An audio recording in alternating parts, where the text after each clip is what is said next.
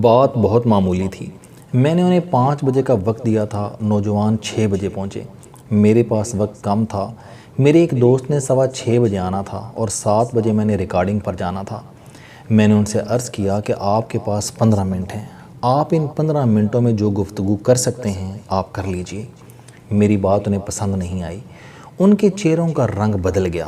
وہ بولے، ہم دور سے آئے ہیں، ہماری بات 15 منٹ میں پوری نہیں ہو سکے گی۔ میں نے عرض کیا، آپ کی بات سر آنکھوں پر، مگر میری اپنی مصروفیت ہے، میں اس کو آگے پیچھے نہیں کر سکوں گا، آپ گفتگو سٹارٹ کر لیجئے۔ ایک نوجوان بولا، میں سمجھتا ہوں کہ میں بے شمار کام کر سکتا ہوں، میں کیا کروں، آپ گائیڈ کریں۔ میں نے عرض کیا، بیٹا اس کا فیصلہ انسان خود کرتا ہے۔ دنیا میں ایسی کوئی مشین ایجاد نہیں ہوئی جس میں انسان کو ڈالا جائے اور وہ مشین بتا دے یہ شخص یہ کر سکتا ہے اور یہ نہیں۔ آپ اپنی صلاحیتوں کا اندازہ خود کرتے ہیں اور اس کے بعد مشورے کی باری آتی ہے۔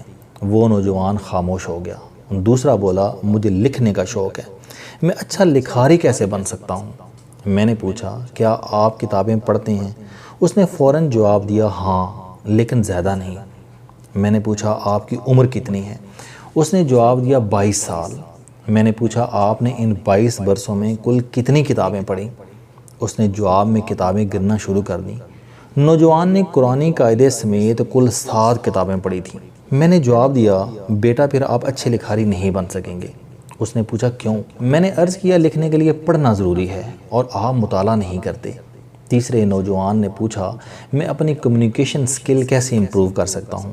میں نے عرض کیا، آپ کے پاس اگر کہنے کے لیے کچھ ہوگا تو آپ کو بولتے وقت کوئی پریشانی نہیں ہوگی۔ آپ اپنے ذہن میں مواد جمع کر لیں، آپ میں کمیونیکیشن سکل پیدا ہو جائے گی۔ یہ گفتگو جاری تھی کہ 6:15 بج گئے۔ میرے دوست پہنچ گئے۔ میں نے ان تینوں نوجوانوں کو دروازے پر چھوڑا، ہاتھ ملایا اور اپنی اگلی مصروفیت میں پھنس گیا۔ مجھے 2 گھنٹے بعد نوجوانوں نے موبائل پر میسج بھجوانا شروع کر دیے۔ ان کا کہنا تھا کہ وہ میرے رویے سے بہت مایوس ہوئے ہیں۔ وہ دور سے آئے تھے لیکن میں نے انہیں وقت نہیں دیا۔ میں نے ان کے سوالوں کے جواب بھی تفصیلی نہیں دیے اور میرا رد عمل بھی منفی تھا۔ میں نے ان سے معذرت کی اور اس کے بعد عرض کیا، آپ نے 5 بجے آنا تھا لیکن آپ 1 گھنٹہ لیٹ آئے۔ میں نے 6:15 بجے کسی اور کو وقت دے رکھا تھا اور 7 بجے میری ریکارڈنگ تھی۔ آپ خود فیصلہ کیجئے میں کیا کرتا۔ وہ میرے جواب سے مطمئن نہیں ہوئے۔ وہ آج بھی مجھے میسج کرتے ہیں اور ان کے پیغام کا صرف ایک ہی مطلب ہوتا ہے کہ آپ بہت برے انسان ہیں اور میں ان سے معذرت کرتا ہوں۔ یہ ہمارا عمومی معاشرتی رویہ ہے، ہم بہت جلد برا منا جاتے ہیں اور دوسروں کو برا بھلا کہنا شروع کر دیتے ہیں۔ آپ پاکستان کے کسی حصے میں چلے جائیں، آپ کو لوگ ایک دوسرے سے الجھتے نظر آئیں گے۔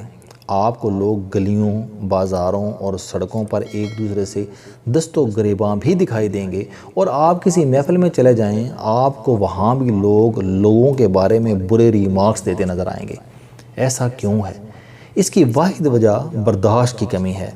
ہمارا معاشرہ عدم برداشت کی انتہا کو چھو رہا ہے۔ ہم معمولی اور جائز بات بھی برداشت نہیں کرتے۔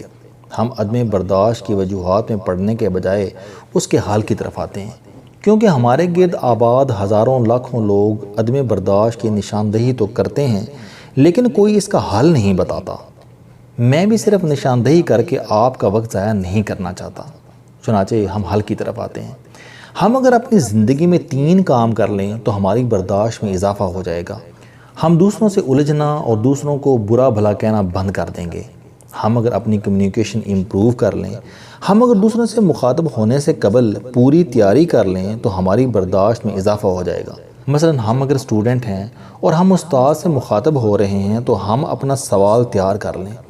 ہمارا سوال جامع، مختصر اور سیدھا ہونا چاہیے۔ یہ سیدھا، مختصر اور جامع سوال فضا کو بہتر بنا دے گا۔ سوال اگر گنجلک، لمبا اور بکھرا ہوا ہوگا تو استاد بھی پریشان ہو جائے گا، آپ کے کلاس فیلوز بھی آپ کا مذاق اڑائیں گے اور یوں آپ کی برداشت کا امتحان شروع ہو جائے گا۔ ہم میں سے زیادہ تر لوگ بولنے سے قبل یہ فیصلہ نہیں کرتے ہم نے پوچھنا ہے یا بتانا ہے۔ ہم پوچھتے پوچھتے بتانا شروع کر دیتے ہیں اور بتاتے بتاتے پوچھنے لگتے ہیں، اور کمیونیکیشن کا یہ کنفیوژن ہمیں بالآخر جھگڑے کی طرف لے جاتا ہے۔ آپ پوچھنا چاہتے ہیں تو صرف پوچھیں اور آپ بتانا چاہتے ہیں تو صرف بتائیں۔ کمیونیکیشن میں سننے کے 80 نمبر ہوتے ہیں اور بولنے کے 20۔ آپ اگر اچھا سامع ہیں تو آپ کامیاب کمیونیکیٹر ہیں، اور آپ اگر کانوں سے کم اور زبان سے زیادہ کام لیتے ہیں تو پھر آپ کی کمیونیکیشن ناقص ہے۔ اللہ تعالیٰ نے انسان کو کان 2 اور زبان 1 دے رکھی ہے۔ اس کا کیا مطلب ہے؟ اس کا مطلب ہے کہ آپ زبان کے مقابلے میں کانوں سے کم از کم دگنا کام لیں، لیکن ہم کانوں کے بجائے زبان زیادہ استعمال کرتے ہیں، اور یوں ہمارے لیے مسائل پیدا ہو جاتے ہیں۔ اور زبان کے بارے میں کہا جاتا ہے کہ اس میں ہڈی نہیں ہوتی، لیکن یہ آپ کی تمام ہڈیاں توڑوا سکتی ہے، اور یہ کام ہمارے ساتھ روز ہوتا ہے۔ دنیا کی بڑی سے بڑی بات 1 منٹ میں مکمل ہو سکتی ہے، اور آپ 11 لفظوں میں اپنا پورا ما فی الضمیر بیان کر سکتے ہیں۔ آپ 11 لفظوں اور 1 منٹ کا استعمال سیکھ جائیں، آپ کا مسئلہ حل ہو جائے گا۔ آپ کو اگر کسی سے کوئی کام ہو تو آپ وہ کام کاغذ پر لکھ کر لے جائیں۔ آپ متعلقہ شخص کا ٹیلی فون نمبر، ایڈریس اور عہدہ بھی لکھ کر لے جائیں، اور یہ کاغذ اس صاحب کے سامنے رکھ دیں جس سے آپ کام کروانا چاہتے ہیں۔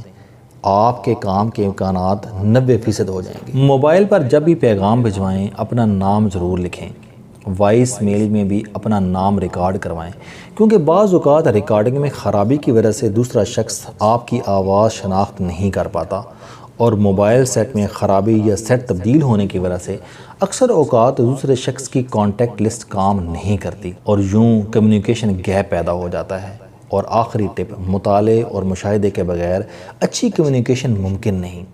آپ کے پاس معلومات نہیں ہوں گی تو آپ کی گفتگو بے ہنگم لفظوں کے سوا کچھ نہیں ہوگی۔ آپ مطالعہ بڑھائیں، آپ کی کمیونیکیشن اچھی ہو جائے گی۔ دنیا بھر کے سماجی، نفسیاتی اور دماغی ماہرین متفق ہیں، جو انسان جسمانی مشقت نہیں کرتا اس کے جسم میں ایسے کیمیکلز پیدا ہو جاتے ہیں جو اس میں ٹینشن، انگزائٹی اور ڈپریشن پیدا کر دیتے ہیں، اور یہ تینوں بیماریاں آپ میں عدم برداشت کا باعث بنتی ہیں۔ دنیا میں سب سے کم لڑائیاں جم، سوئمنگ پولز اور کھیل کے میدانوں میں ہوتی ہیں۔ آپ اگر اپنی برداشت کو بڑھانا چاہتے ہیں تو آپ ایکسرسائز کو اپنا معمول بنا لیں۔ آپ کی عمر اگر 45 سال سے کم ہے تو آپ روزانہ کم از کم 45 منٹ دوڑ لگائیں۔ آپ جم میں مسل ایکسرسائز کریں، وزن اٹھائیں، ٹریڈ مل پر واک کریں، فٹ بال، ہاکی، اسکواش، بیڈمنٹن یا پھر ٹینس کھیلیں۔ اور آپ اگر 45 سال سے زیادہ ہیں تو آپ واک کریں، سوئمنگ کریں، ہفتے میں 1 بار مساج کروائیں، یوگا کریں اور بیڈمنٹن یا اسکواش کھیلیں۔ چائے خانوں، کافی شاپس یا پارکس میں بیٹھنا، سورج غروب ہوتے یا طلوع ہوتے دیکھنا، مہینے میں 2-3 لمبی چھٹیاں کرنا، پہاڑوں پر چلے جانا، سمندر، دریا یا جھیل کے کنارے سیر کرنا یا جنگلوں میں چلے جانا بھی ایکسرسائز کا حصہ ہے۔ آپ مہینے میں 1-2 دن یہ بھی کریں۔ آپ اگر زیادہ مذہبی نہیں ہیں تو آپ معیاری فلمیں بھی دیکھیں اور میوزک بھی سنیں۔ یہ دونوں چیزیں اعصاب پر اچھا اثر ڈالتی ہیں۔ آپ روزانہ 5-6 کپ گرین ٹی بھی پئیں، یہ بھی برداشت میں اضافہ کرتی ہے۔ گوشت ہفتے میں 1 بار کھائیں۔ سبزیاں، دالیں اور براؤن بریڈ بھی آپ کا موڈ اچھا رکھتی ہیں۔ ہمارے معاشرے میں پاگل پن بڑھتا جا رہا ہے، چنانچہ آپ لوگوں سے جتنا کم ملیں گے آپ کا موڈ اتنا اچھا رہے گا۔ آپ کم سے کم لوگوں سے ملیں، کنجوس، دھوکے باز اور جھوٹے لوگوں سے پرہیز کریں۔ یہ لوگ اگر دکاندار ہیں تو آپ ان سے سودا نہ خریدیں، کیونکہ یہ آپ کا موڈ خراب کر دیں گے۔ آپ صبح اسکولوں اور دفتروں کا وقت شروع ہونے سے قبل سڑک سے گزر جائیں، اور شام کو چھٹی کے وقت سڑک پر نہ آئیں، کیونکہ رش آورز کے دوران ڈرائیونگ بھی آپ کے اعصاب کو متاثر کرتی ہے۔ آپ کے دوست بہت محدود ہونے چاہیے، اور یہ دوست بھی خوش اخلاق اور کہہ کے باز ہوں تو اللہ کا شکر ادا کریں، کیونکہ ہمارے دوست بھی اکثر اوقات ہمارے چڑچڑے پن کی وجہ ہوتے ہیں۔ ہم میں سے 90% لوگ عدم تحفظ کا شکار ہیں۔ کل کیا ہوگا؟ یہ نوکری چلے گئی تو ہمارا کیا بنے گا؟ میرا بچہ فیل نہ ہو جائے، میرے نمبر اچھے نہ آئے تو کیا ہوگا؟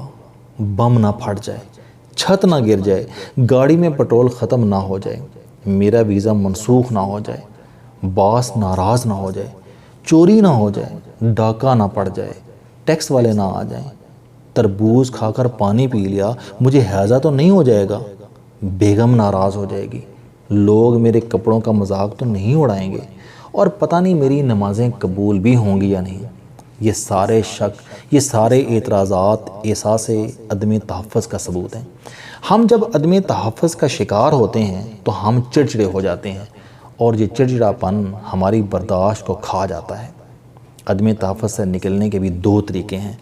پہلا طریقہ، آپ اللہ تعالیٰ پر اپنا ایمان پختہ کر لیں۔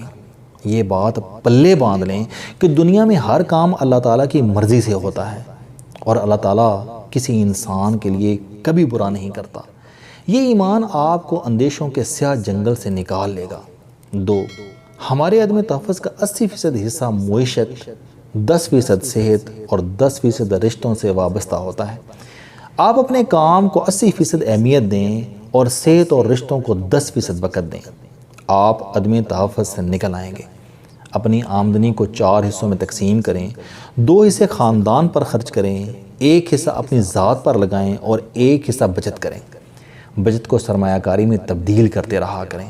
آپ کے پاس 10 روپے بچے ہیں تو آپ انہیں بھی کسی ایسی جگہ لگا دیں جہاں ان کی ویلیو میں اضافہ ہوتا رہے، یا پھر یہ آپ کو کما کر دینے لگیں۔ اپنی ذات پر خرچ کرنے والے حصے کو سیکھنے پر استعمال کریں، نئے کورس کریں، اپنی صلاحیت میں اضافہ کریں، صحت پر خرچ کریں، کپڑے، جوتے اور پرفیوم خریدیں، اور 2 حصوں سے خاندان کو خوشحال بنائیں۔ آپ کا موڈ اچھا رہے گا، آپ عدم تحفظ سے نکل آئیں گے اور یوں آپ کی برداشت میں اضافہ ہو جائے گا۔ آپ اگر عدم برداشت کا شکار ہیں تو یہ بے مزہ زندگی آپ کا کم سے کم نقصان ہوتی ہے۔ آپ عدم برداشت کے ساتھ زندگی کو انجوائے نہیں کر سکتے، اور اگر زندگی میں مزہ نہ ہو تو زندگی موت سے بدتر ہو جاتی ہے۔ السلام علیکم دوستو، علم دوستی چینل بنانے کا مقصد موٹیویشنل اور زندگی بدل دینے والی کہانیاں آپ تک پہنچانا ہے۔ مجھے خوشی ہے کہ آپ احباب کو یہ ویڈیوز بہت پسند آ رہی ہیں۔ کوئی بھی شخص جو مایوسیوں میں گھرا ہو یا کوئی بھی شخص جو اپنی زندگی مثبت انداز سے گزارنا چاہتا ہے، اس کے لیے یہ چینل لائف چینجنگ ثابت ہوگا۔ میرا دعویٰ ہے کہ کوئی بھی شخص اگر اس چینل کی ویڈیوز دیکھ اور سن لے گا تو اس کی زندگی بدل جائے گی۔ اگر آپ کو یہ چینل پسند آئے تو اسے سبسکرائب کرنا نہ بھولیں تاکہ ہر نئی آنے والی ویڈیو آپ تک پہنچ سکے۔ اس ویڈیو کو دوسروں تک ضرور پہنچائیں کیونکہ یہ صدقہ جاریہ ہے۔ آپ احباب کا